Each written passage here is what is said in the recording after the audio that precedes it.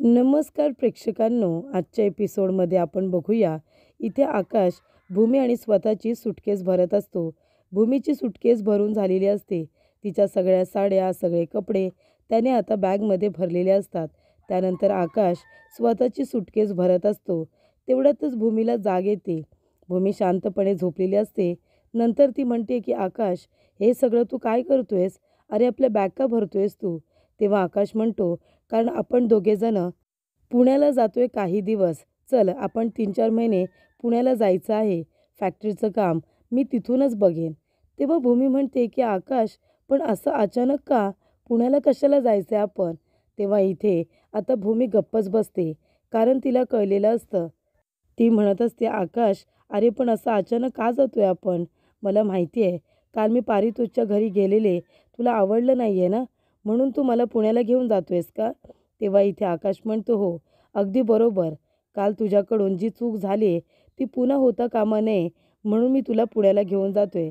पुण्याला गेल्यानंतर तुला थोडे दिवस बरं वाटेल, त्यानंतर आपण येऊ परत. तेव्हा इथे भूमी म्हणत असते, नाही आकाश, नको जाऊया ना आपण. तेव्हा आकाश म्हणतो, का भूमी?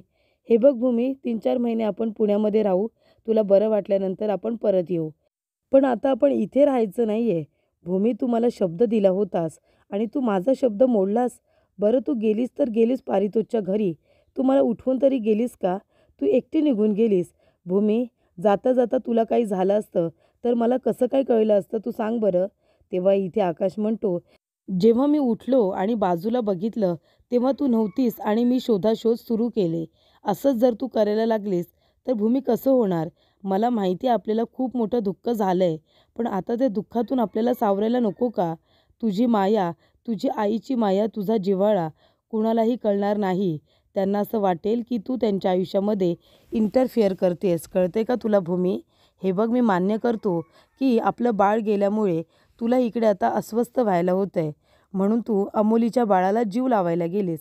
पण त्या लोकांना तुझी आईची माया, तुझी तळमळ नाही कळणार. त्यांना असं वाटेल की तुझं बाळ गेलं आहे, म्हणून तू त्यांच्या बाळाला त्यांच्यापासून दूर करण्याचा प्रयत्न करतेस. हे बघ, तुझी सगळेजण इज्जत करतात, सगळेजण रिस्पेक्ट करतात.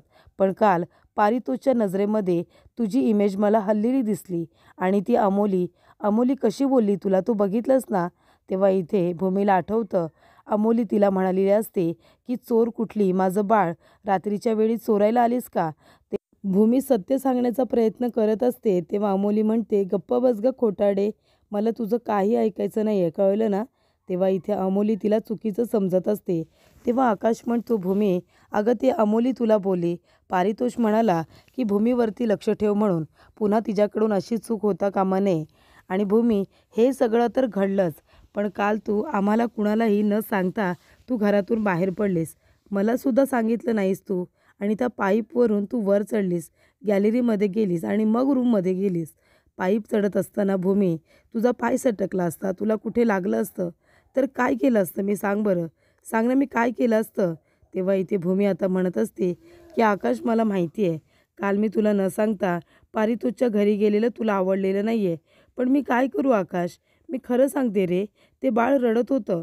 ते एवढं रडत होतं ना की ते व्याकुळ झालं होतं आणि तो आवाज खरोखर मला आला. मी तिथे गेले होते. पारितोषला मी किती फोन केले. जर मला त्या बाळाला चोरायचं असतं किंवा त्यांना न सांगता जायचं असतं तर मी पारितोषला एवढे फोन का केले असते, डोरबेल का वाजवली असती? पण त्या लोकांनी दरवाजा उघडलाच नाही आणि बाळ खूपच जास्त जोरात रडत होतं. आणि तुला माहिती आहे आकाश, मी त्यांना तेच सांगण्याचा प्रयत्न करत होते. ते बाळ आहे ना, ते नॉर्मली रडत नव्हतं रे. म्हणजे लहान मुलं कशी त्यांना जे हवं आहे ते सांगू शकत नसतात, म्हणून ते जोरजोरात रडतात. तसंच ते बाळ करत होतं. त्याला काहीतरी बोलायचं होतं, काहीतरी सांगायचं होतं, पण त्याच्याजवळ तर कोणीच नव्हतं ना, म्हणून ते रडत होतं आकाश. तेव्हा आकाश म्हणतो, भूमी बास झाला आता. कधीपासून मी तुला तेच सांगतोय. हे बघ, आता अमोलीच्या बाळाचा विचार करणं बंद कर. अमोलीला असं वाटतं की तुझे काहीतरी चुकीचे इंटेन्शन आहेत. असं काही नाही आहे भूमी, हे तुला पण माहिती आहे, मला पण माहिती आहे. पण त्या लोकांना कोण सांगायला जाणार? आणि तुलाही कुणी चुकीचं बोललेलं, चुकीचं ठरवलेलं मला अजिबात आवडत नाही. तुला माहिती आहे ना भूमी, म्हणूनच मी म्हणतोय की आता तुझी मनस्थिती ही पूर्वीप्रमाणे नाही आहे. पण आता त्याच्यामध्ये अजून फरक पडला पाहिजे, बदल झाले पाहिजे. म्हणून आता आपण दोघेजणं जाणार म्हणजे जाणार, इथे राहायचं नाही. तेव्हा इथे भूमी म्हणत असते, आकाश अरे थोडे दिवस थांबूया ना. तरीसुद्धा आकाश म्हणतो की नाही म्हणालो ना. त्याचबरोबर इथे बाळाला चेक करण्यासाठी डॉक्टरसुद्धा आलेले असतात, कारण बाळ हे खूपच जास्त रडत असतं. ते गप्पच बसायला काही तयारच नसतं. त्यानंतर इथे डॉक्टर बाळाला चेक करतात. तेव्हा इथे पारितोष म्हणत असतो की डॉक्टर काही घाबरण्यासारखं तर नाही आहे ना, बाळ कालपासून खूपच जास्त रडतंय हो. तेव्हा इथे डॉक्टर म्हणत असतात की तुम्ही बाळाला काय देता.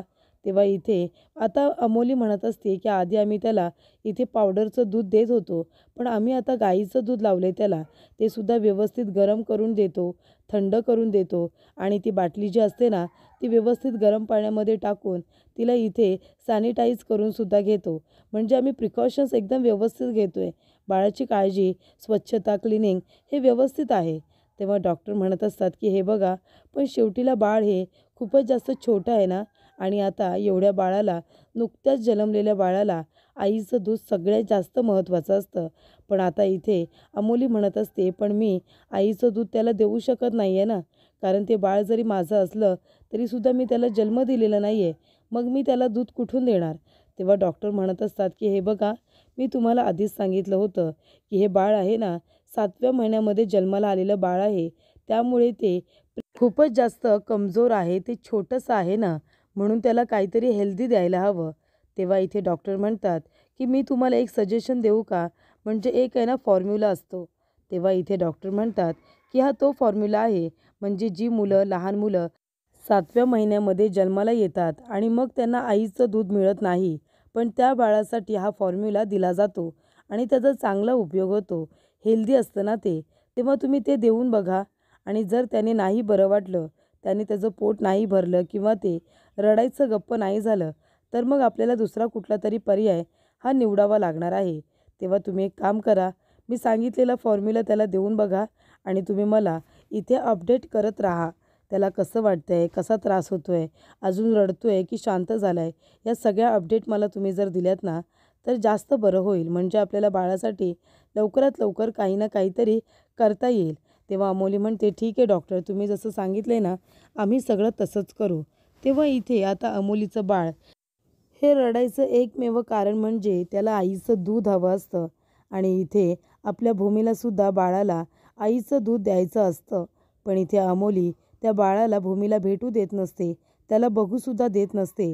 नाहीतर इथे स्वतः अमोली भूमीला बोलायला हवी होती की हे बघ भूमी, अगं तुझं बाळ गेलं असलं म्हणून काय झालं, पण हे बघ ना, हे मला जे बाळ मिळाले त्यालासुद्धा आईच्या दुधाची गरज आहे ना गं, तू त्याला दूध देशील का, असं स्वतः अमोली म्हणायला हवी होती. पण इथे अमोली आता बाळ मिळाले या स्वार्थीपणामध्ये इतकी काही बुडून गेलेली आहे की तिला इथे आता भूमीची ममतासुद्धा दिसत नाही आहे. तिची माया, प्रेम काहीही दिसत नाही आहे. तेव्हा इथे अमोली म्हणत असते की बघ ना रे, मला काही कळत नाही आहे पारितोष, हे बिचारं बाळ, या सगळ्याची काय चुकी आहे रे. म्हणजे आता या बाळाला दूध मिळत नाही आहे म्हणून ते इतकं रडतंय. अरे पण जर या बाळाला आईचं दूध मिळालं असतं तर हे बाळ किती छान असतं ना. बघ ना, देवाने आपल्याला बाळ दिलं आहे, पण मी त्याला दूध देऊ शकत नाही, कारण मी ह्या बाळाला जन्म नाही दिला आहे ना. आणि ज्या बाईने जन्म दिला आहे ती कोण असेल रे. म्हणजे ती ह्या बाळाला मंदिरामध्ये ठेवून गेली होती. पण इथे आता पारितोष म्हणत असतो, बघ ना एकेकाचं नशीब. तिथे आकाश आणि भूमी या दोघांना बाळ हवं आहे. त्यांच्याकडून देवाने त्यांचं बाळ हिरावून घेतलं. आपल्याला कधीच बाळ होणार नव्हतं, पण देवाने आपल्या इथे पदरामध्ये हे बाळ टाकलं, आणि हे बाळ आता आपल्याकडे एका चांगल्या घरामध्ये आहे, पण त्याला आता आईचं दूध मिळत नाही आहे. त्याचंसुद्धा नशीब बघ ना. तेव्हा इथे आता पारितोष जे काही बोलतो ते अगदी बरोबर असतं, पण इथे अमोली त्याला काही बोलत नाही. त्यानंतर प्रेक्षकांनो, इथे आता भूमी म्हणत असते, नाही आकाश नाही, मी कुठेही येणार नाही आहे, मी इथेच थांबणार आहे, अजिबात येणार नाही. तेव्हा रागिनी त्याने म्हणते, काय काय चाललंय काय, भूमी अशी रुसून का बसली आहे, काय झालं भूमी. तेव्हा आकाश म्हणतो, आत्या अगं तूच समजाव ना आता भूमीला, काल जे काही झालं ते तुला सगळं माहिती आहे ना. ती पारितोषच्या घरी गेली, ते सुद्धा कुणालाही न सांगता. आता आपल्याला आपलं बाळ गेल्याचं दुःख आहे हे मला पण माहिती आहे, पण म्हणून आपण दुसऱ्यांची इथे आता प्रायव्हसी डिस्टर्ब करायची का.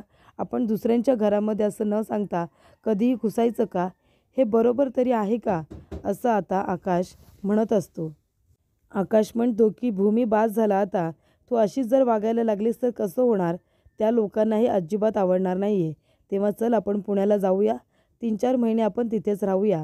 तेव्हा प्रेक्षकांनो रागिनी आकाशचं बोलणं ऐकते. तिला असं वाटतं, अरे वा, आकाश इथे भूमीला 4-5 महिन्यासाठी पुण्याला घेऊन जातोय. हे तर माझ्या चांगलंच पथ्यावरती पडेल. काही करून मला भूमीला समजवायला हवं.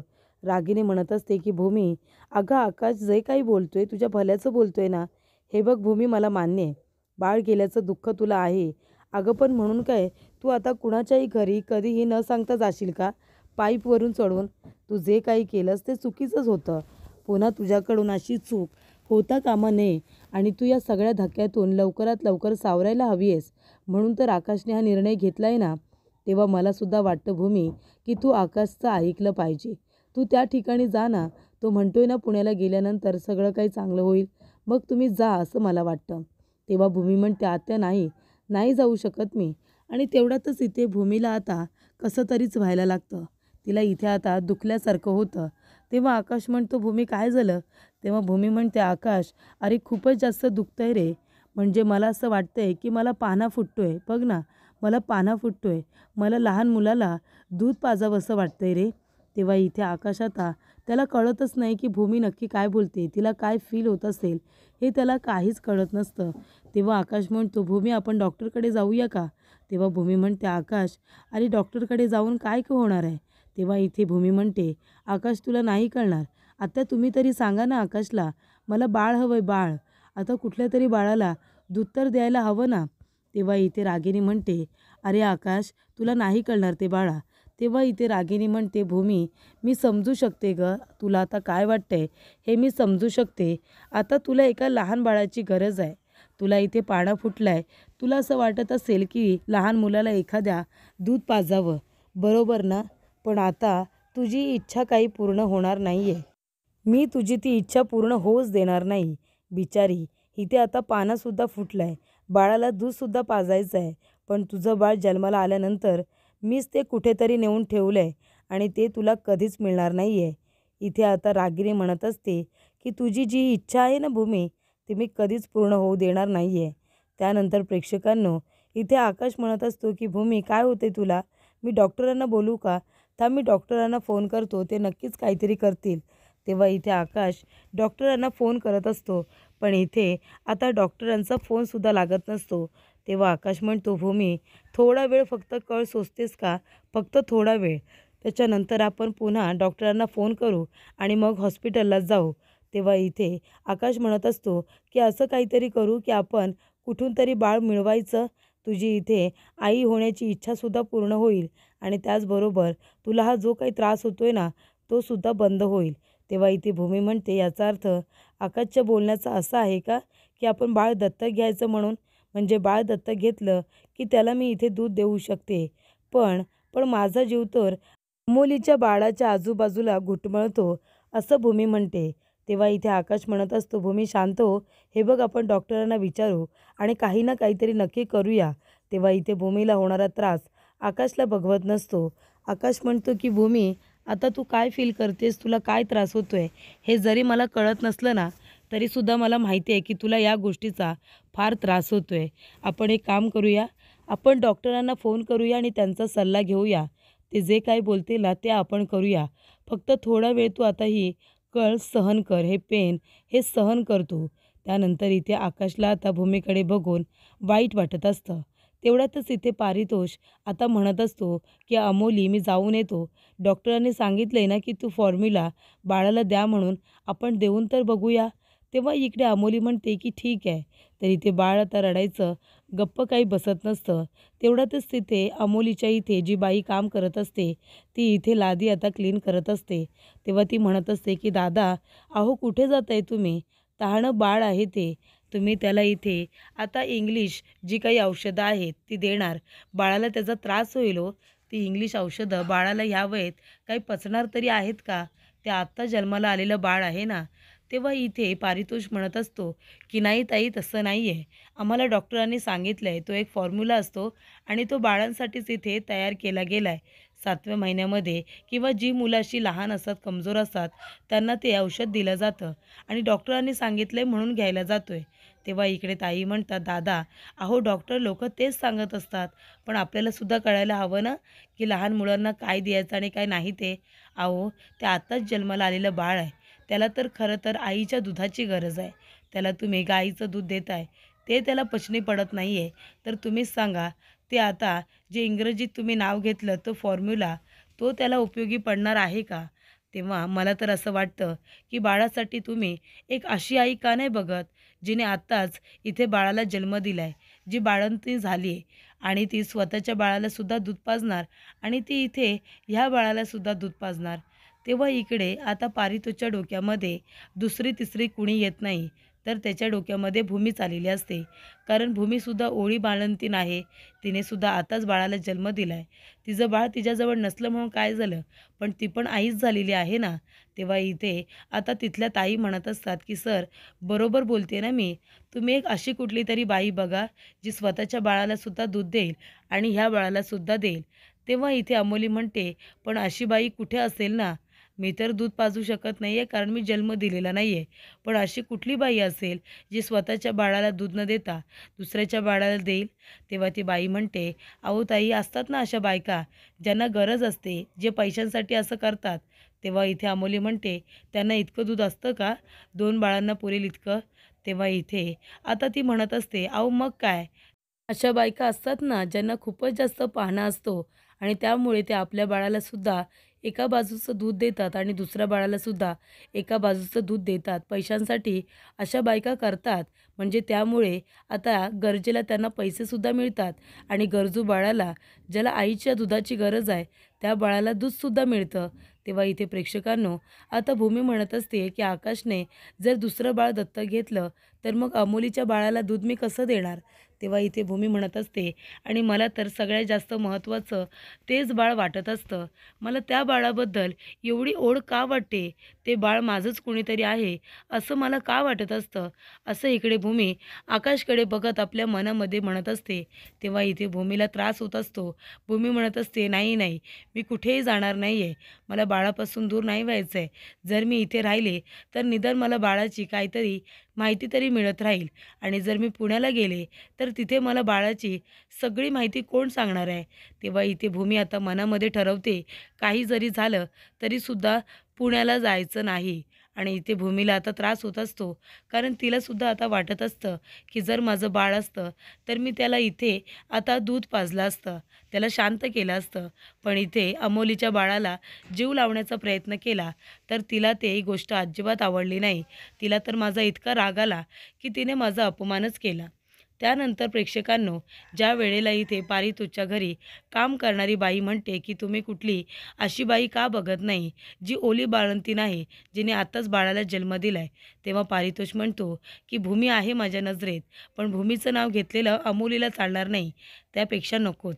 आणि आता इथे आता भूमीसुद्धा रडत असते, पारितोषसुद्धा टेन्शनमध्ये असतो. बाळ काही रडायचं गप्प बसत नसतं. तेव्हा इथे पारितोषच्या मनामध्ये भूमीचा विचार असतो की तिला सांगायचं का बाळाला इथे दूध द्यायला?